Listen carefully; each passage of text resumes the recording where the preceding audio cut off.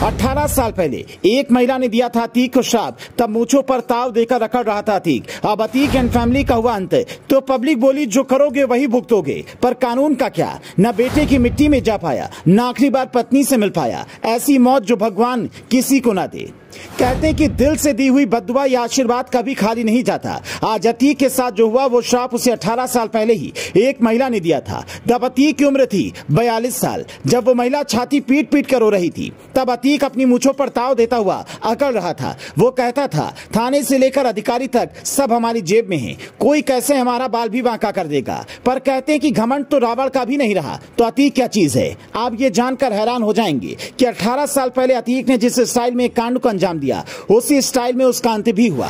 तारीख 25 जनवरी 2005। चुनाव में हारा अतीक गुस्से में अपने घुर्गे भेजता है। चुनाव जीतने वाले राजूपाल रास्ते में गाड़ी रोकते हैं। फिर वो होता है जिसने अतीक के अंत की कहानी लिखी थी। तब राजूपाल की पत्नी ने रोते हुए कहा था, अतीक का अंत भी ऐसा ही होगा।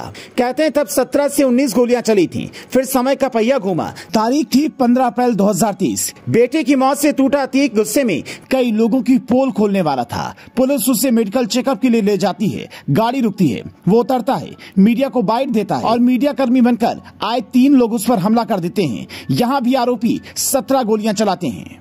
लोग सोशल मीडिया पर लिख रहे हैं जो जैसा करेगा वैसा भरेगा, पर सवाल यहाँ पर यह है कि किसी भी देश या राज्य की कानून व्यवस्था पब्लिक सेंटिमेंट से नहीं बल्कि संविधान से चलती है। और हिंदुस्तान का संविधान ये कहता है कि पुलिस का काम सिर्फ पब्लिक को सुरक्षा देना नहीं है, बल्कि कस्टडी में खड़े अपराधियों की भी सुरक्षा देना है। अगर कोर्ट ने किसी आरोपी को पुलिस रिमांड में भेजा है, पुलिस उसे मेडिकल चेकअप के लिए ले जा रही है, तो ये पुलिस की जिम्मेदारी है कि उसका कोई भी दुश्मन उसे निशाना न बना पाए। लेकिन अतीक के मामले में पुलिस फेल हो गई। पर कहते हैं अतीक की मौत उसी दिन हो गई थी जिस दिन उसे वकीलों ने जूते की माला पहनाने की कोशिश की। उसका खौफ खत्म हुआ। कोर्ट रूम के बाहर वकील उसे मारो मारो के नारे लगाने लगे। लेकिन अतीक की अकड़ तब भी कम नहीं हुई। प्रयागराज कोर्ट से उसकी एक ऐसी तस्वीर सामने आई थी जिसमें वो वकीलों को घूरता हुआ दिखाई दे रहा था। लेकिन जैसे ही बेटी की मौत हुई, अतीक की सारी अकड़ ढीली हो गई। वो पुलिसकर्मियों से कहने लगा, मैं ही गुनहगार हूँ। मतलब मौत से पहले वो बुरी तरह से टूट चुका था।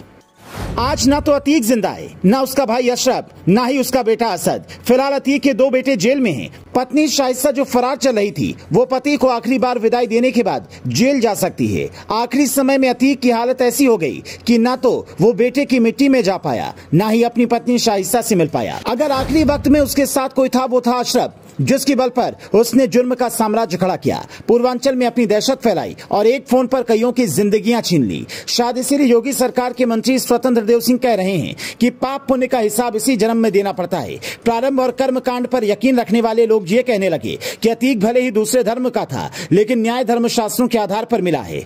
आप इस पर क्या कहेंगे? आपकी क्या राय है? लेकिन कानून के नजरिए से देखें तो ये ऐसी घटना है जिसमें माफियाओं के मारे जाने से ज्यादा सवाल पुलिस की सुरक्षा व्यवस्था पर है। क्या पुलिस को एसपीजी की तरह सख्त ट्रेनिंग और ज्यादा अलर्ट रहने की जरूरत है?